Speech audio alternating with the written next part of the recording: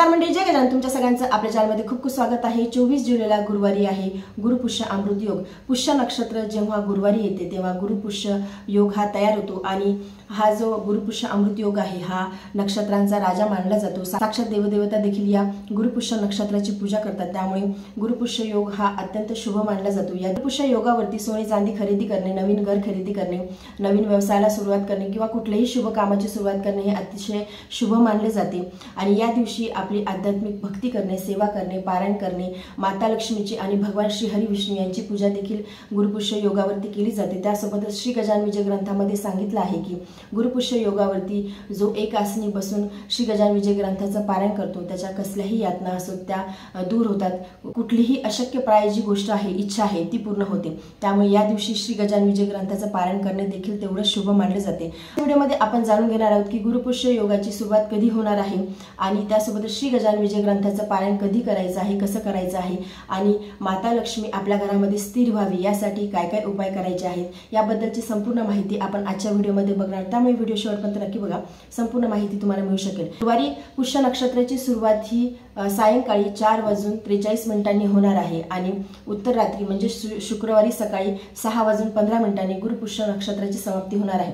तर या काळामध्येच आपल्याला श्री गजानन विजय ग्रंथाचं पारायण करायचं असते. एक आसनी बसून आपल्याला हे पारायण करायचं असते. म्हणजे एका बैठकीमध्येच आपल्याला श्री गजानन विजय ग्रंथाचं पारायण करायचं आहे. तर जवळपास संध्याकाळी 5:45ला या योगाची सुरुवात होणार आहे. 6 ते 7 तास या पारायणासाठी लागतात. तर तुम्ही 5:45च्या दरम्यान तुम्ही तुमचं किंवा 4:43 तुम्ही तुमच्या श्री गजानन विजय ग्रंथाच्या पारायणाची सुरुवात करू शकता. तर 6 ते 7 तास या ग्रंथाच्या वाचनासाठी लागतात. तर तुमच्याकडून शक्य असेल एका बैठकीमध्ये करणं तर तुम्ही आवर्जून गुरुपुष्य अमृत योगावरती श्री गजानन विजय ग्रंथाचं पारायण करा. आणि पारायण हे आपल्याला 24 तारखेलाच करायचं आहे. कारण की मला भरपूर कमेंट आल्या की गुरुपुष्य अमृत योगचं पारायण कधी करायचं आहे, 24ला करायचं आहे की 25ला करायचं आहे. तर गुरुपुष्य अमृत योग हा 24लाच आहे. 24लाच आपल्याला श्री गजानन विजय ग्रंथाचं पारायण करायचं आहे. 25 तारखेला करायचं नाही. कारण की सकाळी 6:15 गुरुपुष्य नक्षत्र हे संपणार आहे. त्यामुळे त्याच दिवशी आपल्याला पारायण हे करायचं आहे. नक्षत्र आहे हे सायंकाळपासून सकाळपर्यंतच असणार आहे. तर तुमच्याकडून बघा, आता तुम्ही गजानन विजय ग्रंथाचं पारायण जर करणं शक्य होत असेल, 6-7 तास बसणं शक्य होत असेल तर तुम्ही आवर्जून श्री गजानन विजय ग्रंथाचं पारायण करा. किंवा तुम्ही श्री गजानन जे महात्म्य आहे, मी ऑलरेडी याबद्दलचा व्हिडिओ तुमच्यासोबत शेअर केला आहे आणि मी भरपूर वेळेस तुम्हाला सांगते की तुमच्याकडून जर का श्री गजानन विजय ग्रंथाचं पारायण करणं होणार नाही तर तुम्ही एकादशीच्या वेळेस किंवा पुष्य नक्षत्रावरती श्री गजानन महात्म्य या ग्रंथाचं तुम्ही पारायण करू शकता. त्याबद्दलचा व्हिडिओ देखील मी अपलोड केला आहे गुरुपौर्णिमेच्या दिवशी, किंवा मी खाली देखील लिंक देऊन टाकेल. संपूर्ण त्यामध्ये मी तो ग्रंथ त्या व्हिडिओमध्ये दिलेला आहे. प्रत्येक पेज मी त्यामध्ये टाकलेला आहे, अपलोड केलेला आहे. तुमच्याकडून जर का श्री गजानन विजय ग्रंथाचं पारायण करणं शक्य होणार नाही तर मग तुम्ही श्री गजानन महात्म्य या ग्रंथाचं पारायण करा. आणि हा जो ग्रंथ आहे 1.25 ते 1.5 तासामध्ये वाचून होतो आणि हा फक्त पारायणासाठीच आहे. त्याच्यावेळी समजा आता जागणं शक्य होणार नाही तर तुम्ही श्री गजानन महात्म्य या ग्रंथाचं देखील पारायण करू शकता. किंवा तुम्ही गणगण गणातपती या मंत्राचं नामस्मरण करा.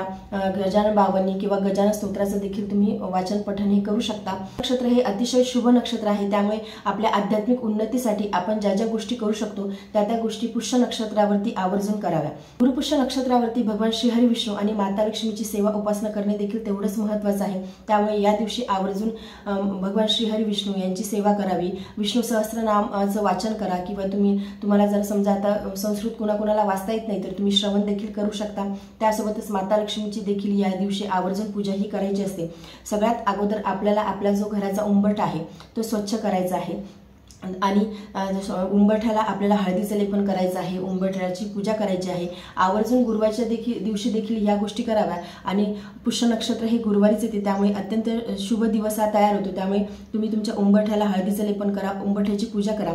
सायंकाळच्या वेळी जरी केली तुम्ही प्रदोष काळामध्ये म्हणजे प्रदोष काळात सुरुवात होतो संध्याकाळी जो म्हणजे 4 वाजेपासून तर 8 वाजेपर्यंत हा प्रदोष काळ असतो. त्यामुळे अतिशय शुभ हा संयोग जुळून आला आहे. त्यामुळे तुम्ही उंबरठ्याची पूजा करा, उंबरठ्याला हळदीचं लेपन करा, उंबरठ्यावरती हळद, कुंकू, अक्षदा, फूल अर्पण करा. आणि त्यानंतर तुम्ही तुमची जे काही पारायण आहे किंवा जे काही तुम्हाला नामस्मरण करायचं आहे ते तुम्ही या दिवशी करू शकता. आणि त्यासोबतच माता लक्ष्मीची पूजा देखील या दिवशी करायची आहे। माता लक्ष्मीला अभिषेक करायचा आहे दुधाने, पंचामृताने, पाण्याने तुम्ही माता लक्ष्मीच्या मूर्तीला अभिषेक करू शकता। फोटो जर असेल तर फोटो स्वच्छ वगैरे पुसून घ्या। त्यानंतर आपल्याला या दिवशी धने आणि गुळाचा उपाय हा आवर्जून करावा। तसं तर पुष्य नक्षत्रावरती सोने खरेदी करणं अत्यंत शुभ मानलं गेलं आहे, परंतु सोने जरी आपण या दिवशी खरेदी केलं तरी सुद्धा पुष्य नक्षत्रावरती जे सोनं आपण खरेदी करतो ते परिधान करू नये, म्हणजे ते आपण अंगावरती घालू नये। म्हणजे पुष्य नक्षत्रावरती असं म्हटलं जाते की ॲटलिस्ट 500 रुपयाचं तरी सोनं आवर्जून खरेदी करावं।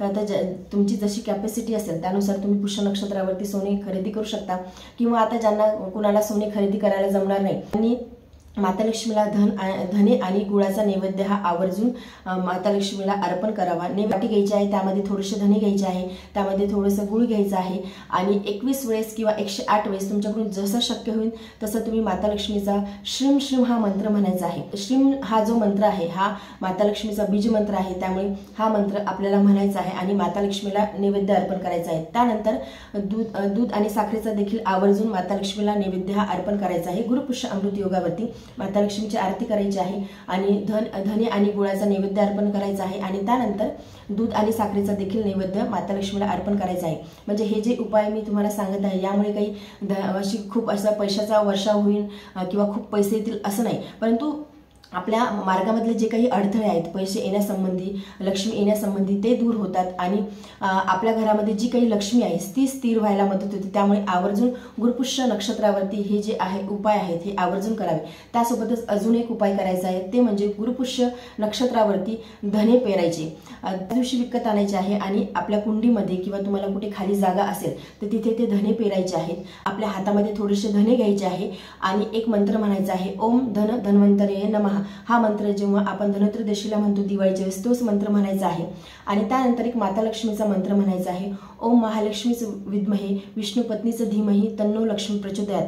हा मंत्र म्हणायचा आहे। हे दोन्ही मंत्र तुम्ही 11 वेळेस म्हणा किंवा 21 वेळेस म्हणा आणि त्यानंतर हे जे धने आहेत ते आपल्याला आपल्या कुंडीमध्ये किंवा कुठे मोकळी जागा असेल तिथे पेरायचे आहेत। आणि ज्यांना समजा आता जागा नाही किंवा कुंडी नाही, ते धने पेरू शकत नाही, त्यांनी मग माता लक्ष्मीच्या समोर धने आणि गुळ ठेवायचा आहे आणि श्रीम मंत्राचा जप करायचा आहे, किंवा तुम्ही धने पेरताना देखील श्रीम या मंत्राचा जप हा करू शकता। ओम महालक्ष्मीच विद्महे विष्णू पत्नीच धीमहि तन्नो लक्ष्मी प्रचोदयात हा मंत्र म्हणा किंवा मग श्रीम श्रीम हा मंत्र म्हणा। हे दोन्ही मंत्र तुम्हाला म्हणजे ओम धन धन्वंतरे नमः आणि हे दोन मंत्र तुम्ही 11 वेळेस म्हणा किंवा 21 वेळेस म्हणा धन, आणि त्यानंतर आपल्याला ते धने आहेत ते पेरायचे आहेत।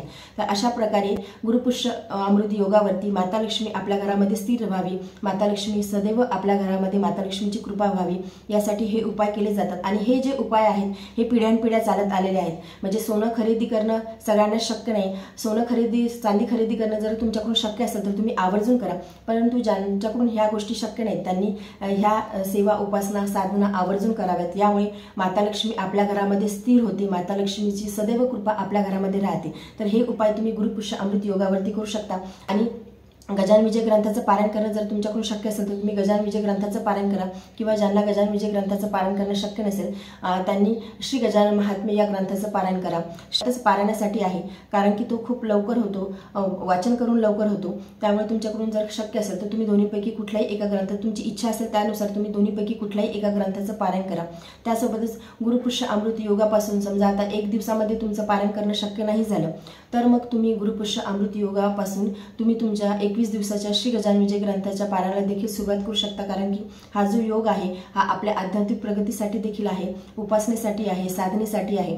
तर तुम्ही श्री गुरुपुष्य अमृत योगापासून गजानन विजय ग्रंथाचं तुम्ही 21 दिवसाच्या पारायणाला देखील सुरुवात करू शकता। असं मध्ये एवढेच। व्हिडिओ जर तुम्हाला आवडला असेल तर व्हिडिओ लाईक करा, चॅनलवरती नवीन चॅनलला सबस्क्राईब करा आणि ज्यांना या व्हिडिओची गरज आहे त्यांच्यापर्यंत हा व्हिडिओ नक्की शेअर करा। जय गजानन, धन्यवाद।